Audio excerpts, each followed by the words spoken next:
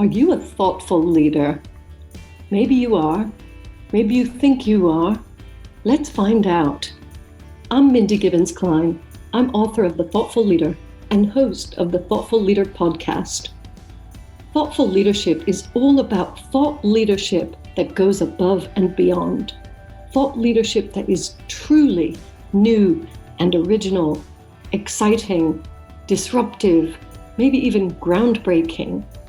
Because let's face it, we need to raise the bar.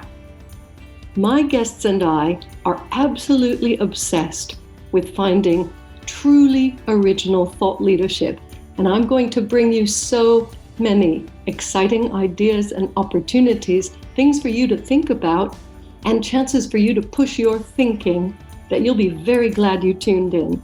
So thanks so much for checking out Thoughtful Leadership and the Thoughtful Leader podcast.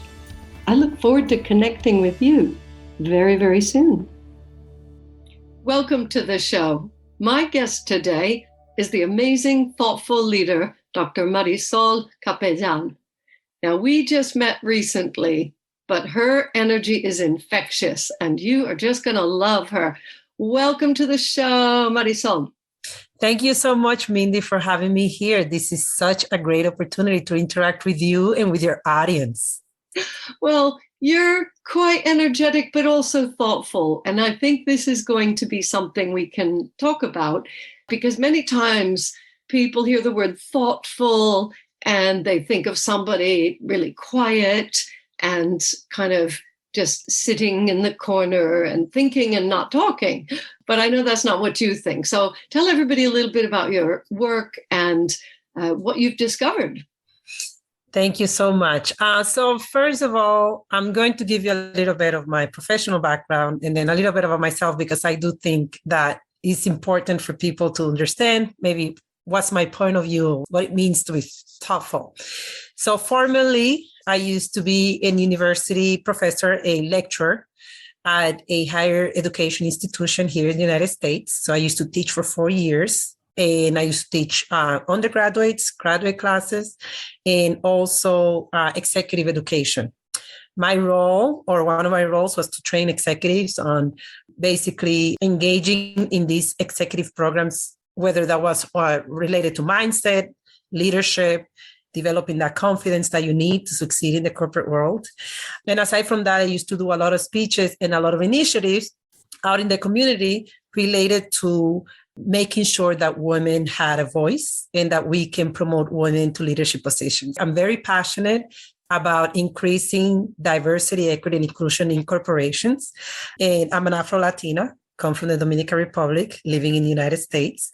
I've overcome homelessness and I've gone through a lot to get to where I am today. So I understand firsthand the importance of having thoughtful leaders and responsible leaders in the workplace so that minorities can also thrive in this environment. Thank you so much for sharing that. And thank you for the work that you're doing, because we've made strides, but not enough. I'm sure many of our listeners would agree. And we need everybody to work tirelessly until we have the society that we deserve and want. So in particular, what are your areas of passion in leadership? Because leadership is a big, big word. Thoughtful leadership is, one way of approaching it. What have you discovered in your work? So one of the things that I've discovered, and I will say that this is half literature and half my own case story, my own experience, is that there is a lot of things out there about how do we promote women to leadership positions and how women need to gain confidence and get rid of the imposter syndrome in order for them to get ahead. But I think it's much more bigger than that. And it starts with our leaders. Our leaders need to be responsible and thoughtful enough to remove systemic barriers that prevents women from ascending to the top. Like we have what is called the glass ceiling, and which are a combination of barriers that women face as they're trying to move up to leadership positions, whether that's lack of mentorship, lack of sponsorship, lack of maybe promotion opportunities when they're in the workplace. And sometimes we rely only on the women to go and read a book about leadership and promoting their careers or developing their personal brand in order for them to get ahead. but that's not enough. We need leaders who take action and actually develop systems or fight the system that is in place that is preventing women from getting to the top. For example, there are a lot of implicit biases in the workplace as it relates to women. Studies have shown that women with children are passed over for a promotion 8 times more than women without children. Women with children are more scrutinized for their work, more than women without children or men, meaning that when a woman who's a mother goes into work, she's being more, her boss is usually more scrutinizing her work, whether she's showing up early or she's leaving early from their work, whether they're turning things on time or they're not turning it on time, because there is this perception that because you have kids, you're not going to do a great work. So those perception and that implicit bias hurt women in the workplace, because what happens when a promotion comes along? Well, I can promote the woman who has children because I am already assuming that she's not able to reach to those, to meet expectations. So when we have people in leadership positions, we need to have people that really care about erasing those stereotypes and those implicit bias. Because if you're in a leadership position just to gain status or to tell people I'm a CEO of a company, but you're not implementing change, we're never going to move forward in creating gender parity or making an environment where minorities can thrive. Gender parity. I was going to pick on something else you said, but I've got to pick up on that phrase because many of my colleagues and I don't believe that there is, and many believe that there shouldn't be gender parity because there are differences. And, I suppose if you're saying that everything should be equal, then that doesn't celebrate the differences. But of course, I'd like to hear your point of view on this. And if you can talk about your own experience as you've been building your career, that would be great. That is a great point. I love to talk about this. So yes, you will have people that say, well, we don't need gender parity. There are differences because maybe women earn less money than men because of their career choices. Maybe the degree that they earn. Maybe it's because they don't want to get ahead. Great. I hear this from people all the time. However, there are certain this is an example of why gender parity is necessary. There are certain professions that have been labeled as pink collar professions. These are labeled pink collar professions because they're in the service industry. And these type of professions tend to attract women. And why is that? Because due to socialization, we are taught since we're little that our role in society is to care, to nurture, to take care of other people. So what type of professions do we go to? Education, nursing, professions that have to do with caring for others or teaching others or mentoring others. So in those professions, the pink collar professions, let's say education, we've seen that women usually make up for 80% of the teachers. But when you go to principals, they're less than 50%. And when you go to superintendent of schools, they're like 20%.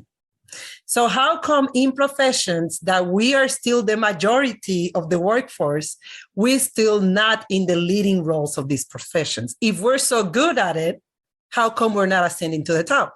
So there is a term that is called the Glass Escalator that shows that even in positions or even in industries that are dominated by women, a man can go in and go to a leadership position much faster than a woman.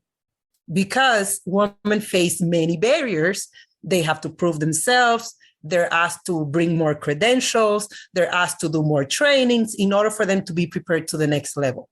Whereas men, as we can see on studies, they're promoted more based on their potential than on their credentials. So they're not asked to meet so many expectations.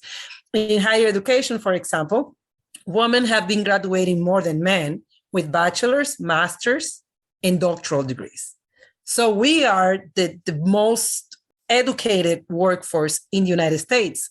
However, in higher education, only 30% of higher education presidents are women. So even in those industries, we're like, well, if you choose education, I mean, that's what you're going to learn. That's where you're going to be. I'm like, even in the industry that we dominate, we don't get the chance to move up. So why aren't we given the chance to move up? There's a lot of barriers systemically that prevents us from moving up. Fascinating. I'm not going to let you off the hook just yet. And I'm probably being the toughest that I've been with any guest. All my listeners will be like, oh, don't go there, Mindy. Yes, I'm going there. Because my own personal choice was to leave the corporate world where I was traveling all over the world and leaving my kids for 6 days, 10 days, 12 days at a time. It didn't work for me. And in order to move up, I would have had longer hours and I would have continued with the travel. And so I took myself off of the travelator. I know you said escalator, but I was just going like straight. I wasn't going up.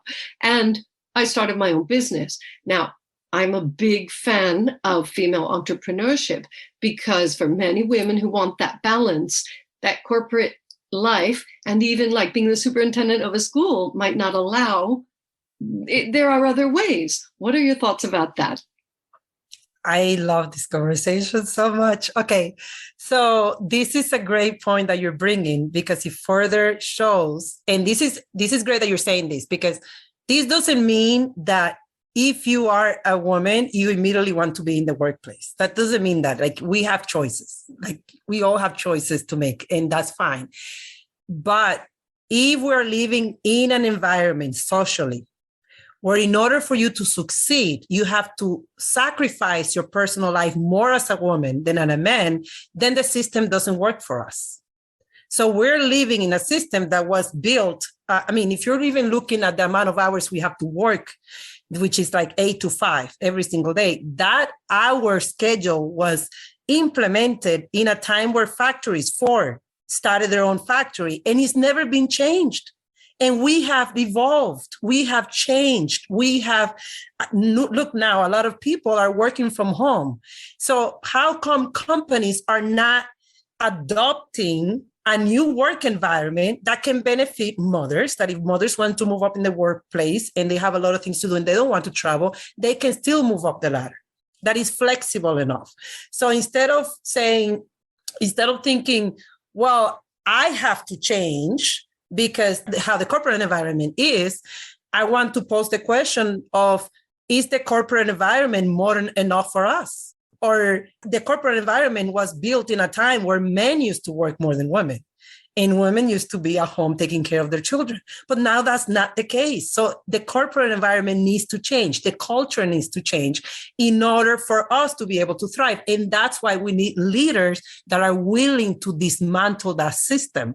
Because unless that system is dismantled in a way that benefits minorities and women, we won't be able to get to the top or achieve gender parity. And that goes to the other point that you were saying about entrepreneurship. There was a study that shows that Black women, and I can probably find other stories about women in particular, all women, but Black women specifically feel that they cannot be their authentic self at work. When they are authentic or when they go and challenge systems that are discriminatory, they're usually retaliated and they're targeted and they're fired. And that's one of the reasons why a lot of Black women end up in entrepreneurship, because the system is not built for us to, for a lot of people to thrive. That's not to say that, there are a lot of women that thrive, and there are a lot of Black women that thrive, and there are a lot of people that will say, well, my work environment is great. I don't know what you're talking about. But generally speaking, the system was built in a time that it was patriarchal, and patriarchy was defining what it meant to work, and it hasn't changed as fast as society has changed. It hasn't evolved, and that's a problem. I agree with you. The system is at fault and needs to change, and we need thoughtful leaders to step up and admit that, acknowledge that, and then do something about it. Now, the pandemic was really unfortunate for many. Seriously, we have friends who were very ill in hospital and even some friends who died. And my heart goes out to families who have lost people. one of the things that the pandemic has changed probably forever is this feeling and this realization that we can do our jobs in a different way, that people can work from home and the company won't collapse. There's, like you say, we work from home. Yeah, like 3 years ago, it was really not common. So, one of the blessings from the pandemic, if you can call it that, do you think that will force people to look at things? Do you think, in two-part question, one, that senior leaders will acknowledge that and see, oh, okay, we can be more flexible. And two, that the people, let's just say women and women with children, will actually speak up and show that they're doing a great job and that it doesn't have to be 9 till 5 or 8 till 5, and they don't have to go to the office and they don't have to work long hours and travel. And by the way, my story was from 20 years ago. So maybe things have changed, but I haven't looked back. What do you think about post-pandemic ideas and, the possibility of change? This is so great. So it's a great question because the pandemic forced a lot of mothers out of the workplace. Why did it force a lot of the mothers out of the workplace? There's many reasons. One of the reasons were that mothers were in this situation where daycare were closed. They had children. They didn't have anywhere to bring their children, or they maybe didn't have anybody to come in and take care of their children so they could go to the office and work. And the work environment didn't change fast enough to provide flexible work environment or remote options and all that. And this is another reason, this is another evidence of how slow the workforce has been changing, because we didn't have to wait for a pandemic in order for us to offer remote work. I mean, we've been using the internet for quite some time. They could have figured it out and noticed that you can measure work by results and not by the hours you put in. So we had this pandemic going on, and in terms of us speaking up, mothers spoke up. These people have been speaking up that this is the way that we want to work. Millennials, Gen Zs have spoke about how they want to work. But still, companies didn't make change. And some companies refuse to adopt this as a permanent, way of working, that is forcing a lot of people to go out and from the workforce. And even now in the United States, we have this called the Great Resignation. People are willing to not work. They go back to the 9 to 5 because they have understood that. I mean, we saw how many people died during the pandemic. People are now looking at their values and saying, why am I spending all this time in an office? Like, why can I decide how I work? And the problem is that we have a lot of people that are not fit to be leaders in leadership positions. I don't know how they got to the top. I mean, it's an all boys club or whatever that is. I will tell you that a lot of people that are in leadership positions, they have no business being in those positions because they're not adapting, they're not including. Another thing that the pandemic was doing, when people that are working from, now that you're offering people to work from home, you're thinking about the people that are disabled and are able to work now. People that are in wheelchairs, people that suffer from social anxiety. Now that some of them can go and work from home. You're opening your pool of applicants and you're becoming more inclusive by allowing people to work from home. So when you're talking about being a thoughtful leader, and that's why I'm writing a book called Leadership is a Responsibility. Why am I writing a book about leadership is a responsibility? Because you are not a leader just by having the title of a manager or a director. In order for you to be a leader, you need to be responsible and care for the people that are under your care. And if you want to be a responsible leader, if you want to be a thoughtful leader, if you want to be somebody who is really serving people, leadership is not about you. It's about the people that you serve. And if the people that you serve are asking you that they want to work from home and they're delivering, I mean, is it their fault that you sign a lease for 5 years? I don't know, but yes, I think that it will change. We are making noise. I think that women have been making a lot of noise and minorities have been making a lot of noise about equality. But I think what is happening after the pandemic is that we're realizing how many of the allyship that companies used to have with us or have with us is performative, because they say they care about advancing women, but they're not paying them equal. Or, it's all about Women History Month, but then after Women History Month, are you opening opportunities for women to sit at the table? Are you valuing them? Are you promoting them? Are you offering flexible work environments? I think people are now looking at the actions. Are you going to be a leader who takes actions, or are you just going to talk? And if you're not going to walk the talk, we're not interested. Well, she's not interested. And I think actually she's very interesting. And by the way, listeners, please do follow Marisol on social media. All the bio is there. The show notes are below. Connect with her. And, you can learn more about this, because these episodes, I keep them short because everybody's busy, but it's enough, I think, for people to get what you're saying. This is definitely, the passion is coming through. So thank you for sharing that with us. We do have a few more minutes. And in that time, I think what I would like to do, you never really answered my question about your own personal experience. Share what you're willing to share about, being a woman in the workplace, being a mom, balancing it out. How have you made your own career a success? Okay, so yes, you got me. So, I'm very passionate about this because, and I get a little emotional when I talk about my career, because I had invested a lot of time into preparing my skills and becoming a doctor and having my master's and done a lot of things. And I faced a lot of challenges, which I think are not fair. That's why I get, sometimes maybe I didn't answer the question right away. But I was in a position at one point where, I did everything that the system says that you need to do in order for you to succeed as a woman or as any person. You have to get your degrees, you have to build your personal brand, you have to network with people, you have to get a mentor. Like, you can just find so many books about how to crack the code and move up the ladder.